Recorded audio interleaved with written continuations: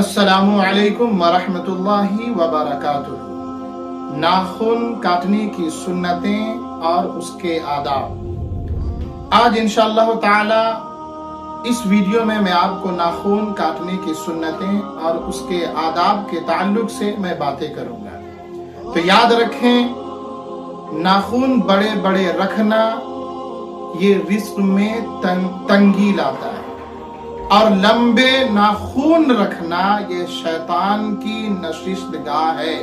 यानी जो बड़े नाखून रखते हैं उसमें शैतान के बैठने की जगह होती है। और याद रखें कि नाखून आप किसी दिन भी काट सकते हैं, दिन में हो या रात में हो। लेकिन एक हदीस पाक मिलती है कि अल्लाह के नबी सरवर कौनैन सल्लल्लाहु तआला अलैहि वसल्लम इरशाद फरमाते हैं कि बुध के दिन नाखून काटने से बर्स की बीमारी पैदा होती है।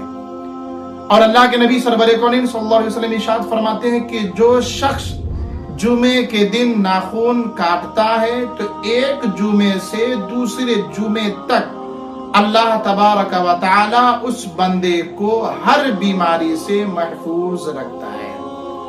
अब नाखून काटने की तरतीब कैसे है, तो वो तरतीब आप जान लें कि वो आदाब कौन से हैं। तो दाहिने हाथ की शहादत वाली उंगली से आप शुरू करें और तरतीब बाई तरतीब ये छोटी उंगली तक आप चले आए।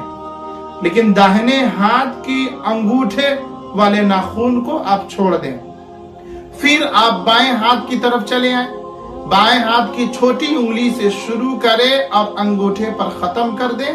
अब उसके बाद जो दाहिने हाथ का अंगूठे का नाखून बच चुका है, आप उस अंगूठे के नाखून को अब काटें। यानी एक तरीके से यूं कहें कि दाहिने हाथ से शुरू और दाहिने हाथ पर खत्म।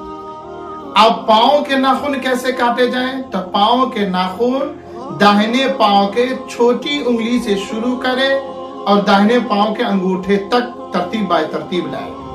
फिर बाएं पांव के अंगूठे से शुरू करें और छोटी उंगली पर आप खत्म करें। ये तरकीब या आदाब है नाखून काटने के, इसलिए हमें और आपको चाहिए कि इसी तरतीब से नाखून आप तराशें। और एक चीज ये भी जान लें, नाखून काटने के बाद उस नाखून को बैतुल खुला हो या गुस्ल खाना में ना रखनी चाहिए कि ये मकरूह है।